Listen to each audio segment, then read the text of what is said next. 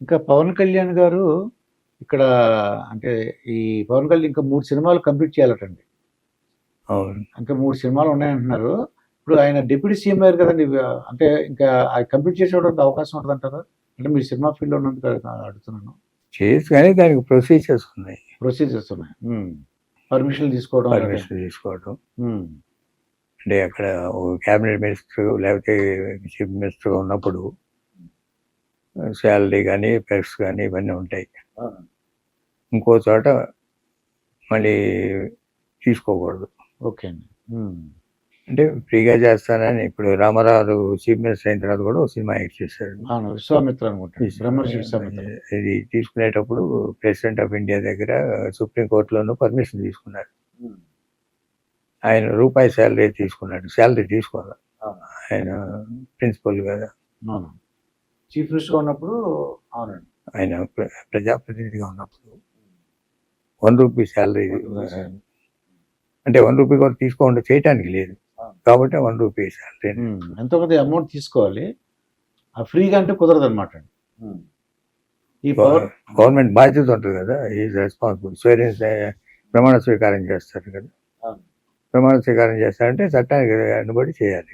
ఇప్పుడు కూడా అండి మన జగన్మోహన్ రెడ్డి గారు అంటారనమాట, అది 2,80,000 కోట్లు నేను పంచిపెట్టాను, ఆ ప్రేమంతా ఏమైంది, నాకు ఎందుకు ఓట్లు వేయలేదని బాధపడుతున్నారు తప్ప ఆయన చేసిన తప్పులు తెలుసుకోవట్లేదండి. ఆయన 2,80,000 కోట్లు ఇచ్చాను కదా, అవ్వాతాతల ప్రేమ, అమ్మ ఒడి తల్లుల ప్రేమ, డ్వాక్రా మహిళలు అందరూ ఏమయ్యారని అడుగుతున్నారండి నేను.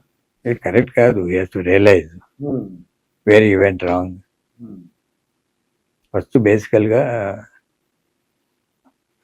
అపోజిషన్ లీడర్గా బ్రహ్మాండంగా చేశాడు పార్టీ నిర్మాణం అన్నీ కూడా. అధికారంగా అడ్మినిస్ట్రేటివ్ ఫెయిల్యూర్స్ అన్నిట్లోనూ కనపడుతుంది. అడ్మినిస్ట్రేటివ్ ఫెయిల్యూర్స్తో పాటు పార్టీని నెగ్లెక్ట్ చేసింది కనిపిస్తుంది. పార్టీ అంటే క్యాడర్ని, క్యాడర్కి దూరం అయ్యాడు. పార్టీ ఓన్ క్యాడరే పనిచేయలేదు. మొన్న పార్టీ ఓన్ క్యాడరు పనిచేయలేదు, ఇంక్లూడింగ్ స్ట్రాంగ్ రెడ్డి కమ్యూనిటీ కూడా. They are not back. వాళ్ళు వద్దని అనుకున్నారు, వాళ్ళు కూడా వద్దని అనుకున్నారు సామాజిక వర్గం. దానివల్లే ఇంత రివర్స్. ఎప్పుడైతే పార్టీ నిర్మాణం క్యాడరు సపోర్ట్ లేదో అక్కడే వీక్నెస్ వచ్చింది. ఈ సంక్షేమ కార్యక్రమాలు ఇప్పుడు చేసేది ఉంది. ఇందిరాగాంధీ ఎప్పుడో మొదలెట్టింది, రామారావు దానికన్నా చాలా ఎక్కువ తీసుకెళ్ళాడు. తర్వాత వైఎస్ రాజశేఖర రెడ్డి గారు ఇంకా ఎక్కువ తీసుకెళ్ళాడు. చంద్రబాబు నాయుడు గారు 200 నుంచి 200 పెన్షన్ ఆయనే చేసింది. ఇవన్నీ ఆన్గోయింగ్ కార్యక్రమాలు. అవి కొత్తగా వచ్చాయి. వాటిల్లో ఇతను చేసిన ఒక మంచి పని ఏంటంటే విలేజ్ వ్యవస్థ సరి చేశాడు. అదే గ్రామ సంచాలయాలు అవి బాగా ఉపయోగపడ్డాయి.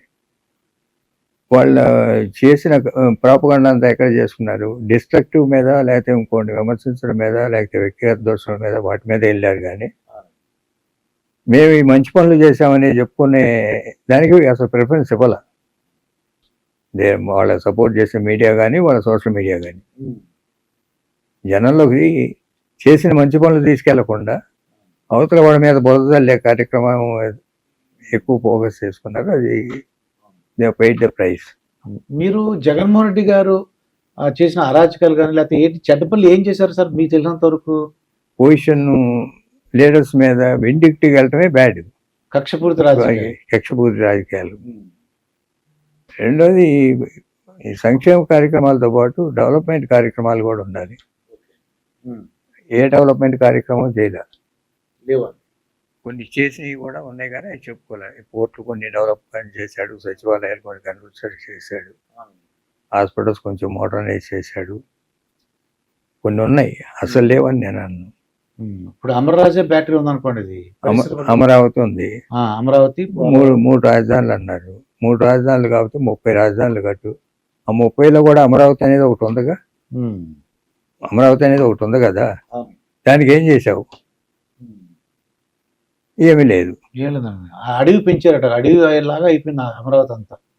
అదే కక్షపూరితం అనేది అక్కడే వస్తుంది. అక్కడ ఇప్పుడు కృష్ణా, గుంటూరు, ఈస్ట్ వెస్ట్ ఈ 4 జిల్లాల్లో ఎప్పుడు కూడా రోజు రియాక్ట్ అవ్వరు.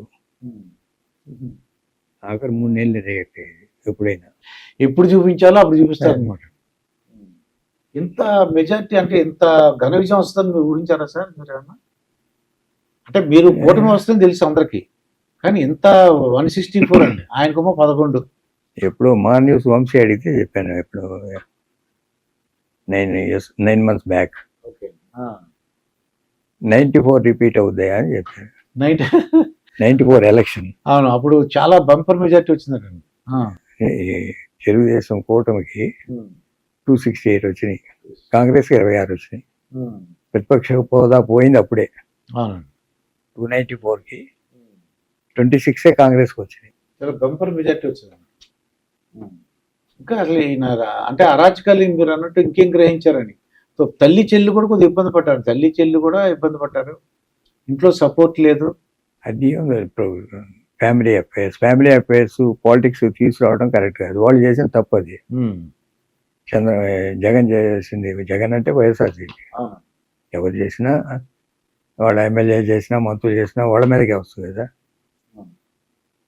ఫ్యామిలీ పాలిటిక్స్లో ఇప్పుడు కాంగ్రెస్ ఓట్ బ్యాంకు ఎందుకు పెంచుకోలేకపోయింది మన ఆంధ్రాలో?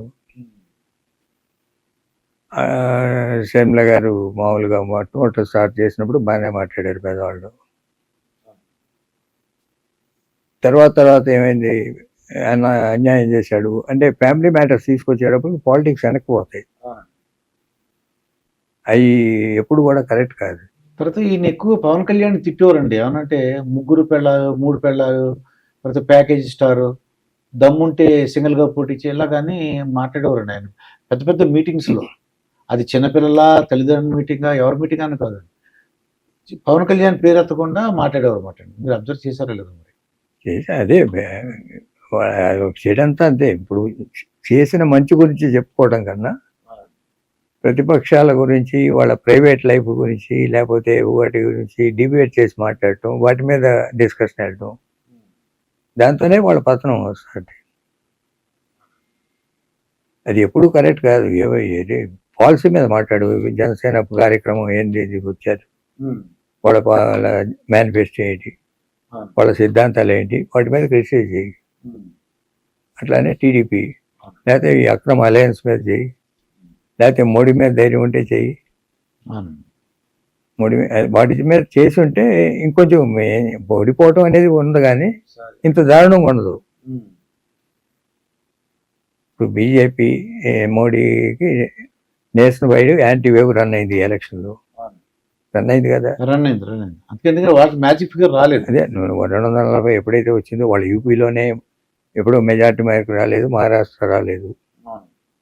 2 మేజర్ స్టేట్స్లో పోయినాక నెగిటివ్ వేవ్ కదా అదంతా. నెగిటివ్ వేవ్ని మీరు ఎక్స్పోజ్ చేయలేకపోయారుగా. అంటే సెంట్రల్ అంటే భయము, మోడీ అంటే భయము.